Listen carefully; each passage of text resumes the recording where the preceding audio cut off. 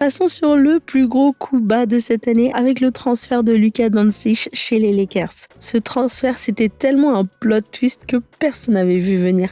C'était un coup tellement dégueulasse que même les personnages de Game of Thrones seraient choqués, même si les Lakers, je pense qu'ils s'en plaignent pas. Mais quand je te dis que celle-là, je l'avais pas vu venir, mais laisse tomber. C'est le premier truc que j'avais lu le matin, la tête dans le coltard, et j'étais vraiment, mais vraiment choquée. Et le pire dans l'histoire, c'est que je suis même pas fan des Dallas, mais mon premier petit frère est fan des Dallas, et moi je suis grave fan et de mon premier petit frère et de mon deuxième petit frère. Du coup, j'étais grave triste pour lui.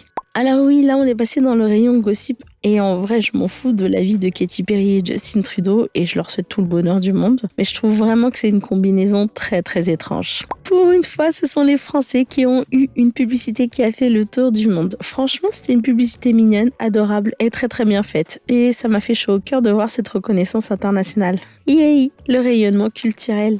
Alors là, pour le coup, que je tombe amoureuse d'une franchise, c'était vraiment pas dans mon bingo. Après le MCU, je me suis juré de ne plus jamais tomber dans le piège de la hype et de juste regarder les films des franchises sans trop en attendre. Mais pour le coup, Loki a été un gros coup de cœur. D'autant plus que non seulement ils ont présenté ça comme une franchise de super-héros, mais ça joue sur des folklores occidentaux dans un contexte indien. Et ça, franchement, j'ai adoré. Mais j'en reparlerai plus tard dans je sais pas combien de temps.